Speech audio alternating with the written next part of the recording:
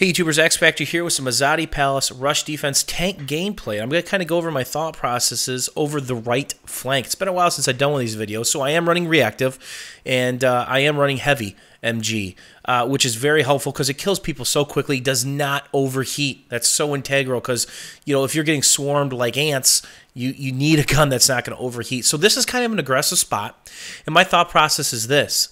Let me see if I can catch their tank busting ass down the middle. Now I have to worry about my backside. Yes, that's out of bounds, but guess what? They can still come streaming through here. So I see that guy in the mini map. We tend to kind of camp corners, so shoot the corner, right? If you see a guy approaching a spot like that and just disappears because he's not spotted anymore, shoot the corner, aim for the backside. As I do again, no hit marker. Now I've got some proximity going on because somebody jumped in the third seat. I believe IBM later switches to proximity. So if you're working with a gunner, make sure if he's gunning, he's got proximity. And the most important thing of being a tanker and staying alive is positioning. Positioning saves your ass, and positioning rewards you. If you get out of position, you're probably going to die and lose your tank. If you're in good position, you're going to get a lot of kills. You're going to prohibit the team from pushing your lane. And keep an eye on your reactive armor. Obviously, I can see that in the bottom right of my screen. I just lost my ass armor. That's not good. I need that. One more shot in my ass will disable me. So I'm going to back off. At that point in time, I'm going to give it a different look, and that's important. Don't camp the same spot. If you camp the same spot, you're going to have every C4 guy gunning for you, or every rocket guy gunning for you. The tank's going to shift. And that was a window headshot. Sorry about that, dude. So I'm going to back up just a little bit and kind of maintain this lane. Pay attention to the mini-map. See, I'm zooming the mini-map out on various levels. I'm trying to find their tank. Might not be 3D spotted, but it might be on the mini-map as it is over there. That's important to bind that. I actually have that bound to my middle mouse press button. The 3 levels of zoom right there. And as you can see, this heavy MG, number one, it suppresses a ton, but it doesn't overheat, and it does a shit ton of damage. Point blank, it's like 2 to the body to kill somebody. Might be 1 headshot to kill him. Not sure, but it does a ton of damage, and I really like it. So I'm going to go back to my area, which is this is trouble. Number one, you can't blow up this van, so you have to shoot through it and beyond it. And number two, that right side, now I don't have reactive on my right side. Now, could I get out, or could IBM get out and repair my reactive? Sure. But the problem is we don't have a really good hiding spot, so we're just going to kind of grin and bear this out, and it's going to actually be the death of us. And when you see people hiding behind things, try to splash the wall. If they're hiding behind a little concrete block, there I'm shooting friendlies, that scare me. If they're hiding behind a concrete block, shoot the wall directly above their head. There's a kill assist 59.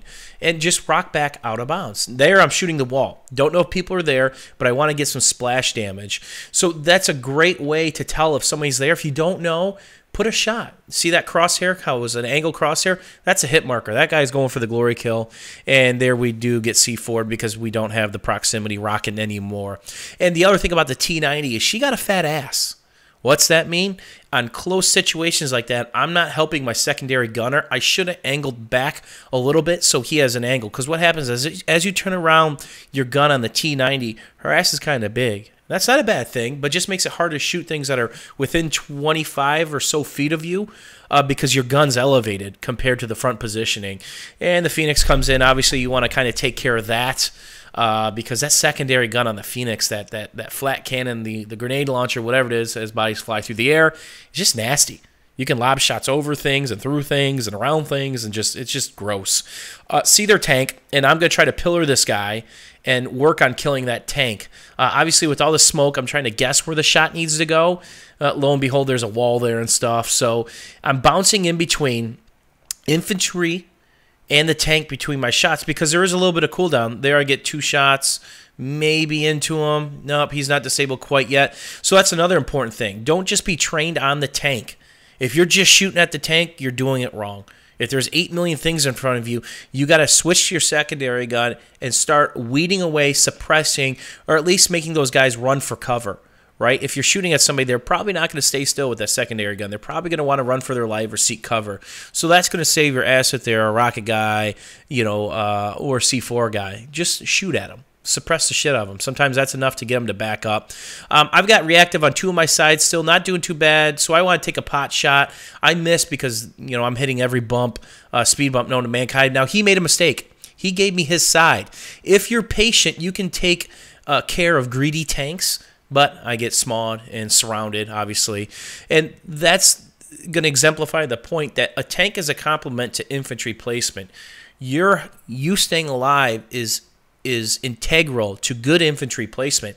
If you're losing a flank and you don't see infantry on that side, get ready to look at that side, right? Now there's guys all back here. We're in trouble. So what do when you lose both bombs? You back up, you stay alive, play super passive, right? Because the last thing you want to do is lose a tank right here when you can really mop up some kills. And again, pay attention to your infantry positions. That's key. If you have good infantry positions around your right, you probably don't have to worry about that right flank. But if you don't, guess where your eye should be? Probably that right side for the majority of it. And I'm slowly losing my reactive here. Not a good situation. Bomb set. I could go in there. I'm low health. I'm getting repaired here. Probably wouldn't make it. And I don't want to get gibbed by this tank. And I definitely don't want to get surrounded. So sometimes the best thing to do is back up. Hopefully you guys enjoyed this tutorial, had a little fun with us. And if you learned something, don't forget about the old thumbs up. And we will see you soon, YouTube. Thanks for watching.